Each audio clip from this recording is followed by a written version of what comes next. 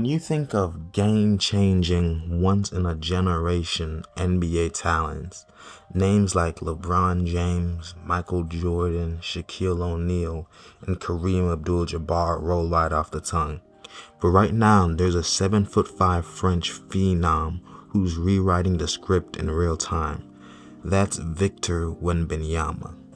Drafted number 1 overall in the 2023 NBA Draft by the San Antonio Spurs, Victor entered the league with sky-high expectations.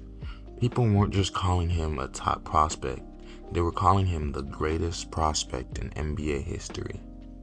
The hype was so big that some analysts were saying if Wemby ends up with a career similar to Kevin Durant or Hakeem Olajuwon, it'd be considered a disappointment. That's how wild the expectations were. The bar wasn't just set at high, it was set at legendary. And after an offseason of training with an incredibly unique cast, including but not limited to KG, Hakeem, Ra's al Ghul, and some Tibetan monks, Wemby is dominating the league and poised to exceed those expectations. Right now, Victor is currently averaging 30 points, 15 rebounds, and 3 assists on 56, 31, 79 splits, which is a 65% true shooting. Oh yes, I forgot to mention, he's also currently averaging nearly 5 blocks a game, more exactly 4.8, which is absolutely insane. That's more than twice as many blocks as Miles Turner, who's currently second in the NBA in blocks at 2.2. And Victor also has more total blocks than several NBA teams just by himself. And yes, it is only a 5-game sample size, which he has led the Spurs to a 5-0 start, which is their first 5-0 start in franchise history. But yes, small sample size, but I believe that this won't drop off too far from what he will actually average over the course of the season.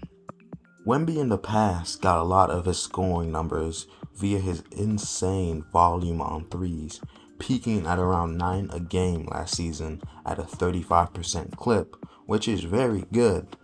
But his in-between game was severely lacking, as well as his handle was very loose and easily picked off, which is why he averaged an obscene amount of turnovers and why he never really operated in the mid-post or the mid-range like that. So over the offseason, Wemby made it a point of emphasis to getting his body stronger so he could absorb more contact and be more physical closer to the baskets, which he has done that, as well as working on his back to the basket game and just his overall post game in general.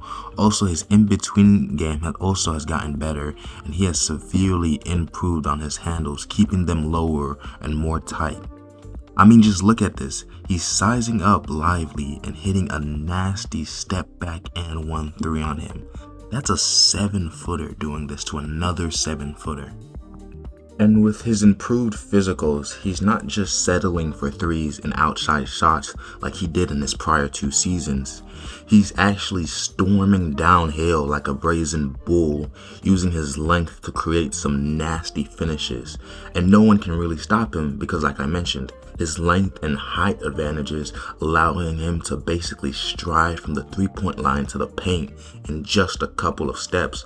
And if he doesn't get all the way downhill, he can still hit an over-the-top short-range shot, which no one can do anything about because of his sheer size. And another point, Wemby has been using this up fake a lot this season to set up his drives. And the reason he can do this and it be so effective is, like I had mentioned before, he shot 35% from 3 on nearly 9 attempts last year, and overall just has great touch, so more often than not, defenders will bite on this up fake, giving him a clear driving lane.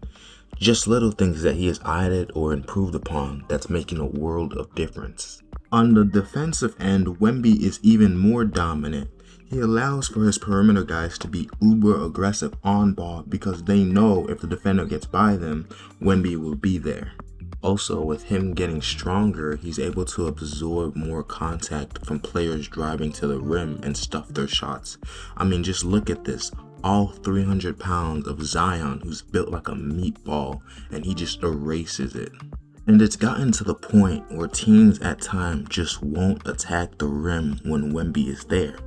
It's like how when people say Steph Curry is like a black hole because he draws defenders into his orbit on the offensive end, freeing up his teammates. Yeah, Wemby is like the reverse of that defensively. His presence pushes offensive players away from attacking the rim like some sort of white hole. And with his level of impact plus an improved supporting cast, Wemby has led the Spurs to their first 5-0 start in franchise history, and they are dominating. The Spurs currently have a 118.9 offensive rating, which would place them 6th in the league, as well as the best defense in the league with a 104.4 defensive rating, which culminates in the best net rating in the league at plus 14.5.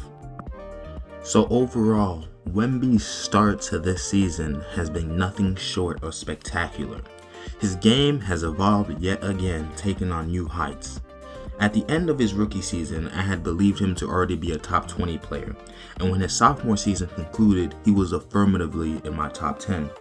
And right now, yes, it's a small sample size, but he is playing like a top 5 player on the planet with his extremely dominant two-way value. And I believe currently he has a strong case and will continue throughout this season have a strong case to be the best player in the world, which is crazy because he's only 21 years old in his 3rd season. So if you like this, just talking about the excellence of Victor Wembanyama and the greatness we're currently witnessing, then like the video, comment, and subscribe. It would be much appreciated.